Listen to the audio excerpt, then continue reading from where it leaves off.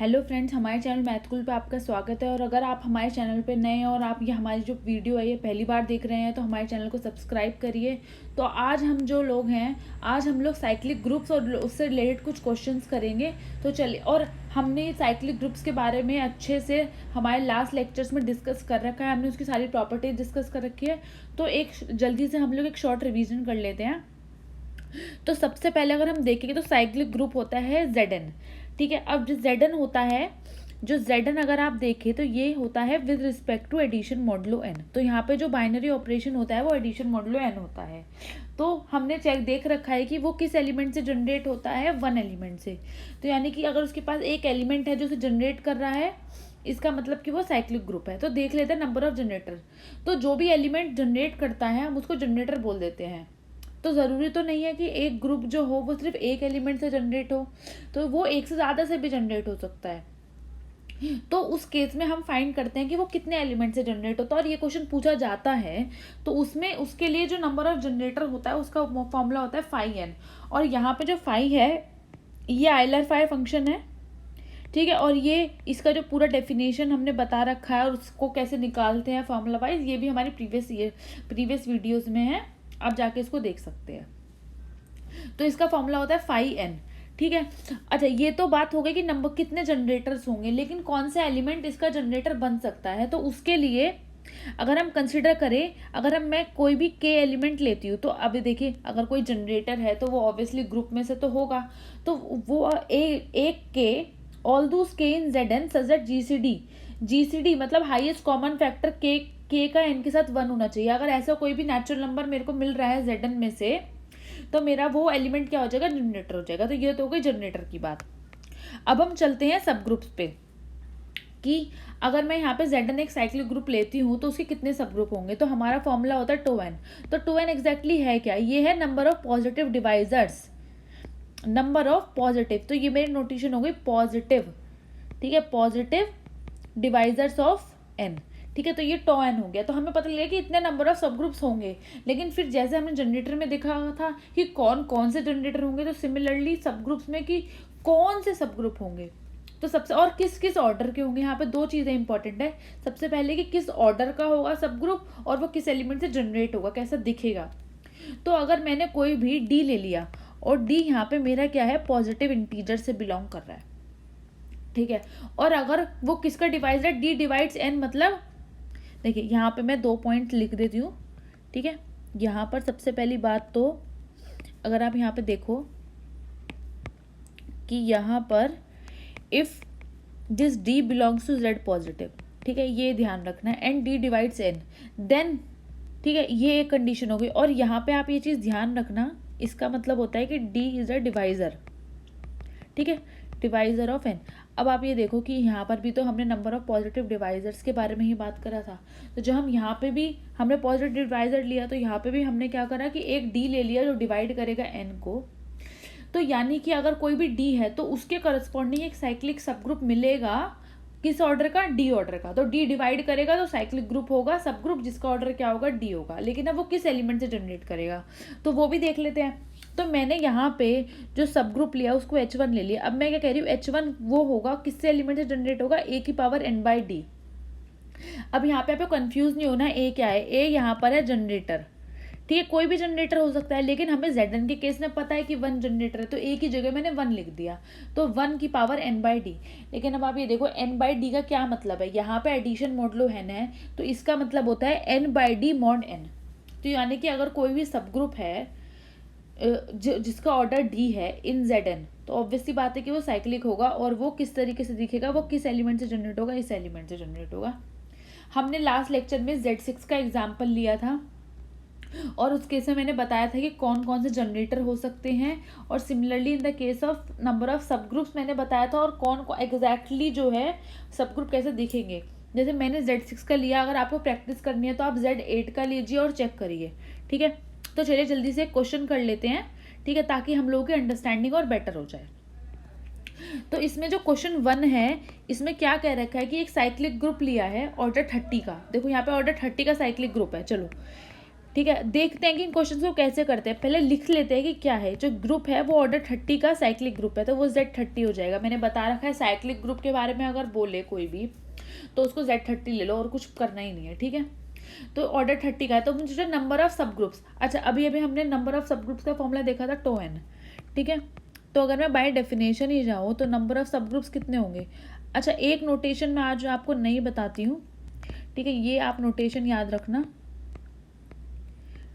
ठीक है। नोटेशन क्या है, नंबर को हम कैसे लिखते हैं मैथ्स में, ऐसे, ठीक है। तो ये आप नोटेशन याद रखना, ठीक है।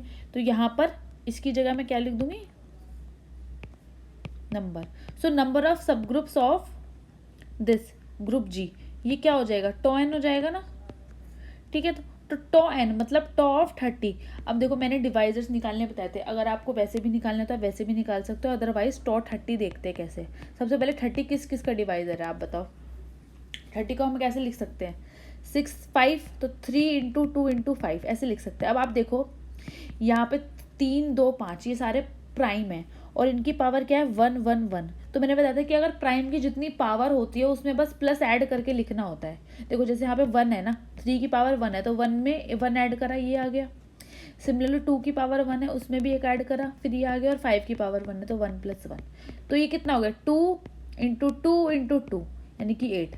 तो यानी कि टो 30 क्या आ गया 8। This implies number of divisors, sorry number of सब ग्रुप्स कितने आ गए ऑफ जी, कितना आ गए 8। अब देखो ऑप्शन में दे रखा 6 7 8 9, हमारा आंसर क्या रहा है ये। तो देखो हो गया ना कितना सिंपल।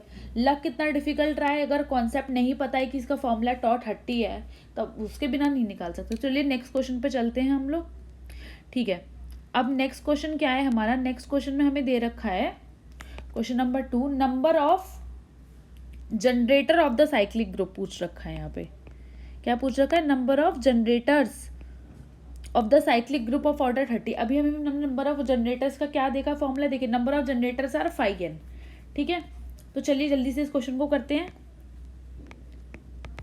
अच्छा तो यहाँ पर number of generator off the cyclic group का ऑर्डर क्या है, तो ग्रुप क्या हो गया हमारे यहाँ पे Z8, साइक्लिक ग्रुप का ऑर्डर 8 है तो क्या हो गया Z8। अब तो यानी कि फिर नंबर ऑफ जनरेटर्स का हमने फॉर्मूला भी क्या क्या बताया, इट इज़ 5n। अब आप देखो यहाँ पे एक इम्पॉर्टेंट चीज़ है, अगर आपको आइलर-5 फंक्शन का फॉर्मूला नहीं निकालना आता कि 5 8 क्या है तो आप ये क्वेश्चन नहीं कर सकते। तो आप हमारे लेक्चर 1 और 2 को देखिए, उसमें मैंने आइलर-5 फंक्शन और टॉ फंक्शन जो है अच्छे से एक्सप्लेन कर रखा है और उनके जो है शॉर्टकट फॉर्मूलेज बता रखे हैं जिससे आप उसको इवेल्युएट कर पाए। अब आप देखो उनमें से एक फॉर्मूला ये है, तो उसमें जो फॉर्मूला होता है मैं यहाँ पे फॉर्मूला लिख देती हूँ, ठीक है। फॉर्मूला क्या होता है, p⁴n के लिए फॉर्मूला क्या होता है, p⁴n माइनस p⁴n -1, ये फॉर्मूला होता है। तो यहाँ पर मैं क्या 2�3 माइनस 2⁴ तो ये कितना आ जाएगा, देखो 2 स्क्वायर कॉमन लो तो क्या 2 - 1, 2 स्क्वायर इज 4 और 2 - 1 इज 1, तो क्या आंसर आ गया 4। तो नंबर ऑफ जनरेटर्स कितने हो गए 4, तो आंसर क्या आ गया डी। हो गया क्वेश्चन, कितना छोटा सा क्वेश्चन था, 1 मार्क बन गया। चलो अब देखो ये इंपॉर्टेंट क्वेश्चन है, इसको देखते हैं कि हम किस तरीके से करेंगे। पहले क्वेश्चन पढ़ लीजिए सब लोग। इसमें क्या कह रखा है कि मल्टीप्लिकेटिव ग्रुप दे रखा है। अच्छा यहाँ पर ना बस आपको ये ध्यान रखना है कि जो ग्रुप है उसमें एलिमेंट्स आप इस तरीके से ध्यान रख लो कि 1 2 3 4 5 6, ठीक है। अब आप ना इसको वो Zn से मत कंफ्यूज करना, क्योंकि सबसे पहले बात तो इसमें 0 नहीं है। और यहाँ पे जो ऑपरेशन है ना मैं आपको बता देती हूँ, ऑपरेशन क्या है यहाँ पे, मल्टीप्लिकेशिव मॉडुलो 7। देखो इसका मैं बता देती हूँ कि इसका क्या मतलब है। देखो अगर इसमें मैंने ऐसे लिख दिया a और b तो इसका मतलब होता है AB mod 7, ठीक है। देखो जब मैंने यहाँ पर करा था a + b प्रीवियस लेक्चर्स में, अगर मैं ऐसे डिफाइन करती तो मैं a + b mod n लिखती थी, लेकिन अब यहाँ पे प्लस की जगह मेरा क्या साइन आ गया, मल्टीप्लिकेशन। तो मल्टीप्लिकेशन अगर मैं लिख रही हूँ तो मैं क्या है, तो यहाँ पे मल्टीप्लिकेशन आ जाएगा, तो AB mod 7, ठीक है। तो ये तो हो गया इसका मल्टीप्लिकेशन। तो ये खुद से बोल रहा है क्वेश्चन में कि this is with respect to this operation this is a group. अब हमें क्या करना है, जनरेटिंग एलिमेंट फाइंड आउट करना है। देखो generating element, so we need to find out the generating element. Generating element का क्या मतलब होता है,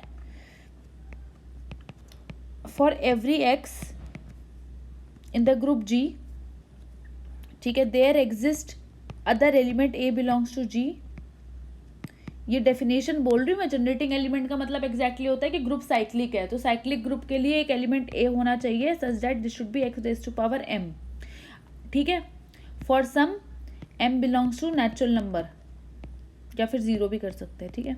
अब आप ये देखो यहाँ पर, अब ये X raise to power m है क्या, ये X raise to power m ये है m टाइम्स, तो इसका क्या मतलब हुआ, x raise to power m modulo 7, ठीक है। तो यानी कि मुझे एक ऐसा एलिमेंट ढूंढना होगा ताकि मैं a को नहीं हाँ ठीक है नहीं, ये हमने थोड़ा उल्टा लिख दिया।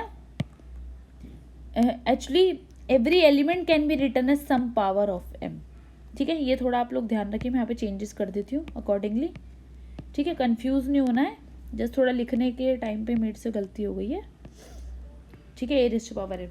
अब देखो सबसे पहले तो आप ऑप्शन में से ही देख सकते हो, देखो सबसे पहले ऑप्शन देखो, यहाँ पे ऑप्शन 4 है, 2 4 3 6, ठीक है। तो ऑब्वियसली बात है कि 1 तो नहीं होगा इस केस में, ठीक है। अब मतलब 1 हमें नहीं पता, लेकिन इसमें से नहीं है। और क्या क्या ऑप्शन है, 5 भी नहीं है, तो हमें 4 एलिमेंट्स में से चेक करना है। तो सबसे पहले क्या करते हैं, 2 से स्टार्ट करते हैं कि क्या 2 जो है वो हमारा जनरेटिंग एलिमेंट बनेगा, ठीक है। तो 2 से स्टार्ट करेंगे, ठीक है। तो हमारे ग्रुप में लिख लेते हैं यहाँ पे दोबारा से कि ग्रुप में कौन कौन से एलिमेंट्स हैं, 1 2 3 4 5 6। तो सबसे पहले ऑप्शन ए देखते हैं 2। तो 2 के लिए हम 2 की पावर्स देखेंगे, क्या 2 की पावर से सारे एलिमेंट जनरेट हो जाएंगे ग्रुप के। तो 2 की पावर 1 2, ठीक है। 2 की पावर 2 क्या होगी 4, लेकिन यहाँ पे क्या लगेगा mod 7 लगेगा, mod 7 यहाँ पे भी 2 आएगा, यहाँ पे 4 आएगा, ठीक है। अब 2 की पावर 3 कैलकुलेट करते हैं हम लोग। तो 2 की पावर 3 कितनी होती है 8 mod 7 कितना हो गया 1 हो गया, ठीक है। अब 2 की पावर 4 16 mod 7 बताओ जल्दी से। तो 7 2 14, तो रिमाइंडर कितना बचा 2 बच गया। अब 2 की पावर 4, अब 5 देखो 5 कितना आ गया, अब देखो अच्छा ठीक है, तो 5 हो गए 32, तो 32 mod 7, ठीक है। तो ये बच गया 4, क्लियर। 28 हाँ ठीक है।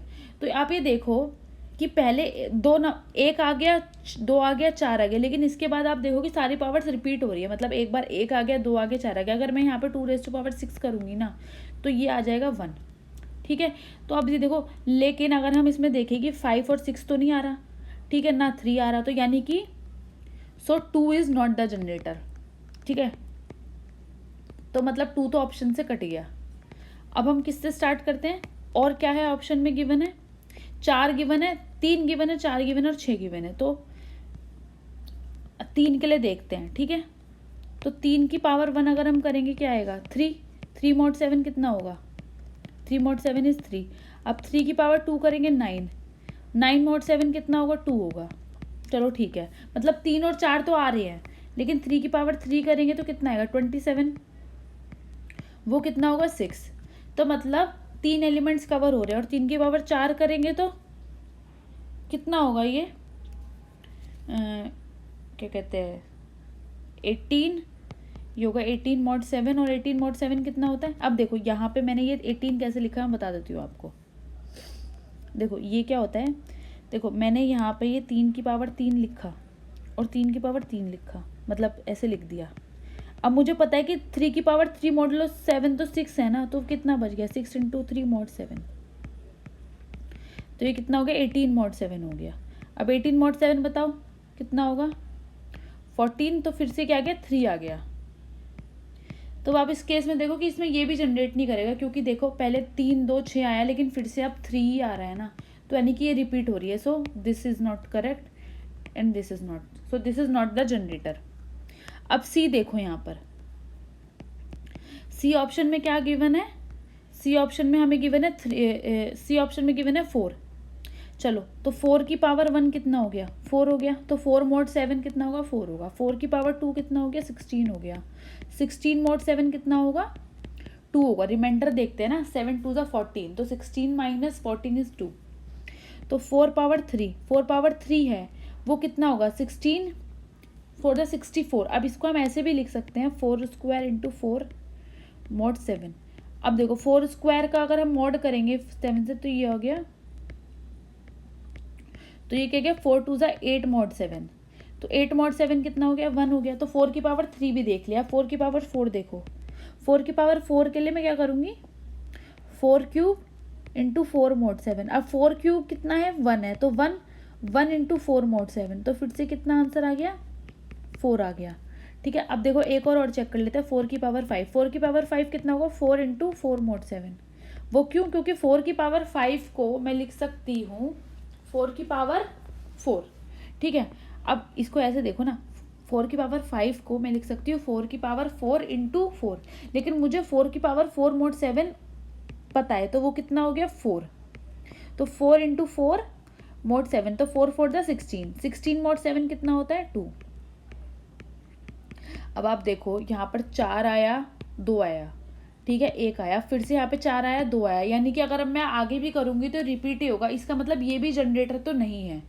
ठीक है, तो डायरेक्टली देखो, अब आपको अगर आपके पास 4 ऑप्शन है, ठीक है, तो अब आप डायरेक्टली जो है इसको लगा सकते हो। ठीक है, लेकिन हम एक बार चेक कर लेते हैं फॉर आर पास। अच्छा, यहाँ पे ना आप एक प्रॉपर्टी लिख लो कि अगर मैं A B mod 7 mod N कर रही हूँ तो ये होता है A mod N into B mod N. और आप नोटिस करोगे यहाँ पे जो मैं प्रॉपर्टी यूज़ कर रही हूँ ये एग्जैक्टली मैं सेम प्रॉपर्टी यूज़ कर रही हूँ यहाँ पर, क्योंकि ये 4 स्क्वायर इंटू 4 को मैंने लिख दिया 4 स्क्वायर मॉड 7 और 4 मॉड 7, तो 4 स्क्वायर मॉड 7 मुझे पता था कि 2 है इसलिए।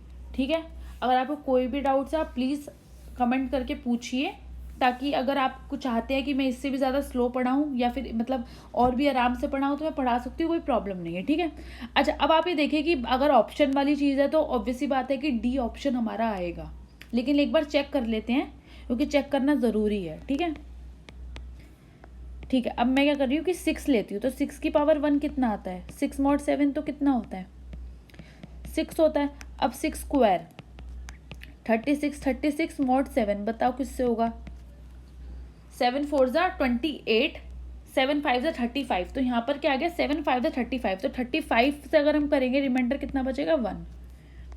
ठीक है, तो ये हमारा आ गया 1। अच्छा, अब 6 की पावर वहाँ पे देखो कि यहाँ पे 6 की पावर 3 कर दो। अब आप देखो यहाँ पे मैं क्या वही वाला फॉर्म लगाऊंगी, मैं 6 की पावर 3 को लिखती हूँ 6 स्क्वायर मॉड 7। अब देखो मैं इसको लिख सकती हूँ 6 स्क्वायर मॉड 7 और यहाँ पे लिख सकती हूँ 6 मॉड 7।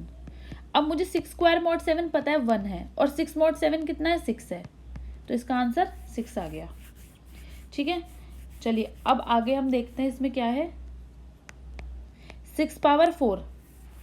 ठीक है, तो 6 पावर 4 भी क्या आएगा 1 आएगा। एक मिनट, मेरे को ना इसमें देखना है कि कहीं मैंने कुछ मिस्टेक तो नहीं कर रखा ना इसमें। एक मिनट, ये 3 वाला हमने सही करा है क्या, एक मिनट, 3 की पावर 1 जो है वो 3 है, 3 की पावर स्क्वायर 2 आ गया। अच्छा ठीक है, और क्यूब पे कितना आ गया ये क्यूब पे आ गया हाँ 27 को लिख सकते हैं 3 स्क्वायर। अच्छा ठीक है, मे बी इसमें कुछ प्रॉब्लम है, मैं नेक्स्ट लेक्चर में इसमें आपको बताती हूँ कि क्या प्रॉब्लम है। ठीक है, अभी के लिए इसको रहने देते हैं। अच्छा ठीक है, अब नेक्स्ट क्वेश्चन मैं लिखती हूँ यहाँ पे। ठीक है, तो नेक्स्ट क्वेश्चन यहाँ पे है, यहाँ पे क्वेश्चन है कि एन इन्फानाइट साइक्लिक ग्रुप। अब आपको जैसे ही मैंने बोला ना यहाँ पे इन्फानाइट, जैसे ही आप क्वेश्चन में पढ़ते हैं कि यहाँ पे बोल रखा है इन्फानाइट साइक्लिक ग्रुप, तो मैंने अपने लेक्चर्स में बता रखा है इन्फानाइट साइक्लिक ग्रुप का मतलब होता है integers with the operation addition. ठीक है, तो यहाँ पे आप देखिए इसमें क्या ऑप्शन है कि अगर कोई इन्फानाइट साइक्लिक ग्रुप है तो उसके पास कैसा एलिमेंट होगा, it has an element of order 2। जल्दी से, अब जैसे ही मैंने ये चीज़ बोली कि इन्फानाइट साइक्लिक ग्रुप है, आपको जो है ना सारे पॉइंट्स रिमेंबर हो जाने चाहिए कि इन्फानाइट साइक्लिक ग्रुप्स के बारे में क्या क्या चलता है। तो मैंने बताया था कि इन्फानाइट साइक्लिक ग्रुप जो होता है वो Z+ होता है उसके पास, और उसके हर एलिमेंट का ऑर्डर क्या होता है, अगर हम 0 को हटा दें तो 0 के अलावा हर एलिमेंट का ऑर्डर इन्फानाइट होता है। ठीक है, और कौन से एलिमेंट्स उससे जनरेट कर सकते हैं जल्दी से याद करिए। ठीक है, चलिए ठीक है, अब तो सबसे पहले अब ऑप्शन देख लेते हैं फिर हम बताते हैं। तो सबसे पहले इन्होंने इन्फानाइट साइक्लिक ग्रुप के बारे में फर्स्ट ऑप्शन क्या है कि उसके पास एक एलिमेंट होता है ऑर्डर 2 का। तो अभी अभी मैंने आपको बताया कि जो इन्फानाइट साइक्लिक ग्रुप है, यहाँ पे जिस ग्रुप की बात चल रही है वो कौन सा ग्रुप है, सबसे पहले वो ग्रुप है मेरा वो ग्रुप है Z+, इसके बारे में बात चल रही है। तो सबसे पहले अगर इसका पॉइंट देखें, ये एक इनफाइनाइट ऑर्डर ग्रुप है, ठीक है, क्योंकि इसमें इनफाइनाइट नंबर ऑफ एलिमेंट्स है, ठीक है। और यहाँ पे जो जीरो का ऑर्डर होता है, यहाँ पे जीरो क्या है, आइडेंटिटी, तो इसका ऑर्डर क्या है, 1 है, ठीक है। और एवरी नॉन जीरो एलिमेंट, उसका ऑर्डर क्या होता है, नॉन जीरो एलिमेंट का order, every non zero element has order infinite. ये चीज़ आप लोग ध्यान रखिए। वो कैसे आता है इनफाइनाइट, क्योंकि आप अगर कोई भी एलिमेंट लो और अगर मैं उसको किसी भी नंबर से मल्टीप्लाई कर रही हूँ और अगर ए जो है मेरा नॉन ज़ीरो है और मुझे ये करना है, क्योंकि एलिमेंट के लिए यही होता है ना, ठीक है, मतलब ऑर्डर के लिए ये होगा, तो ये कभी भी since A is non zero तो एन हमेशा ज़ीरो आएगा, और एन हमें ऑर्डर के लिए क्या चाहिए होता है, एक नेचुरल नंबर चाहिए होता है, तो उस केस में ये कभी नहीं हो सकता। तो इसलिए जब ऐसा कुछ एग्जिस्ट नहीं करता तो हम बोलते हैं कि जो ऑर्डर का, जो एलिमेंट का ऑर्डर है वो क्या है, इनफाइनाइट। तो ये क्वेश्चन गलत हो, ये ऑप्शन गलत हो गया। अब ये पूछ रहे हैं सेकंड ऑप्शन क्या है कि इट हैज़ 2 जनरेटर्स, या थर्ड इट हैज़ 1 जनरेटर, और 4 it has infinitely many generators. तो देखो मैं आपको यहाँ पे एक फैक्ट के बाद बता सकती हूँ, हम इसको चेक भी कर सकते हैं। देखो जो Z+ होता है ना, it has only 2 generators, exactly 2। May be आप लोगों में से कोई कुछ गेस भी कर पा रहा हो कि कौन कौन से इसके जनरेटर्स हो सकते हैं, मैंने पहले भी बता रखा है, ठीक है। वो कौन कौन से हैं, 1 एंड -1। अब आप देखो, अगर आपको देखना है कि कैसे जनरेट करेगा, सुनो, मैं कोई भी नेचुरल नंबर ले रही हूँ, ठीक है। जनरेशन के लिए क्या होता है, 1 की पावर n होता है ना, लेकिन यहाँ पे मल्टीप्लिकेशन है तो ये हो जाएगा। अब आप देखो, अगर मैं यहाँ पे नेचुरल नंबर को, मतलब n को, अगर मैं z से वेरी करा दूँ, ठीक है, अगर n यहाँ पे जो n है वो मेरा इंटीजर से वेरी कर रहा है, तो ये अगर मैं n × 1 कर रही हूँ तो ये एग्जैक्टली z के इक्वल नहीं हो जाएगा। दिस इम्प्लाइज जो z है वो किससे जनरेट हो रहा है, 1 से, ठीक है। सिमिलरली अगर मैं यहाँ पे, ये जनरेटर होगा, अगर मैं यहाँ पे a को -1 करती हूँ, तो अगर मैं -1 की पावर n देखती हूँ तो क्या होगा, n × -1, तो -1, तो ये -n हो गया। और यहाँ पे जो n है वो किससे वेरी कर रहा है, z। This implies -1 power n, या फिर इसे लिखना, हाँ, this exactly equals to the group of integers. This implies a is equals to 1 and -1 are both generators, ठीक है। सो देखो, अगर हमें 2 जनरेटर मिल गए तो सबसे पहले ये तो ऑप्शन गलत हो गया। अब मैं आपको बताती हूँ, तो ये तो हो गया कि ये दोनों जनरेटर्स हैं, ये चीज़ आपको क्लियर होनी चाहिए। अब आप देखो कि इसके अलावा और कोई जनरेटर्स नहीं हो सकते। तो सबसे पहले जो जनरेटर होता है वो एक ग्रुप का एलिमेंट होता है। तो फॉर सपोज मैं आपको एग्जाम्पल के थ्रू बताती हूँ, अगर मैंने 2 लिया तो क्या 2 जो है जनरेट करेगा, 2 इसलिए जनरेट नहीं करेगा क्योंकि अगर मैं 2 की पावर n लेती हूँ तो ये हो जाएगा 2n, अगर मैं n को यहाँ पे वेरी भी कराती हूँ, ठीक है। तो अब देखो यहाँ पे अगर मैंने n को वेरी कराया तो देखो z इंटीजर्स में क्या क्या एलिमेंट आते हैं, 0 1 2 डैश -1 -2। लेकिन क्या कभी भी, अब देखो इसमें जो है ना, 1 will never belongs to this, and similarly -1, क्योंकि n क्या होगा, n 0 हो सकता है तो 0 आ जाएगा, अगर n 1 होगा तो ये 2 आ जाएगा, और अगर n -1 होगा तो ये -2 आ जाएगा। तो इस तरीके से 1 और -1 कभी भी जो है इसमें बिलोंग नहीं करेंगे। सो दिस इम्प्लाइज, ये क्या हो गया, सो 2 इज नेवर अ जनरेटर। तो सिमिलरली अगर आप यहाँ पे 2 की, जैसे 2 के लिए हमने प्रूव किया, सिमिलरली आप -2 के लिए भी इस तरीके से देख सकते हो। तो आप अगर कोई भी इंटीजर लोगे अदर देन 1 और -1 तो वो कभी भी जनरेट नहीं करेंगे। तो इसका देखो डायरेक्टली जो आंसर आएगा वो क्या आएगा कि इट हैज़ एग्जैक्टली 2 जनरेटर्स, ठीक है। तो आई होप कि अभी तक की चीज़ें आपको लोगों को समझ में आ रही होंगी, और अगर आप लोगों को नहीं समझ में आ रहा है तो आप लोग पूछिए, ठीक है।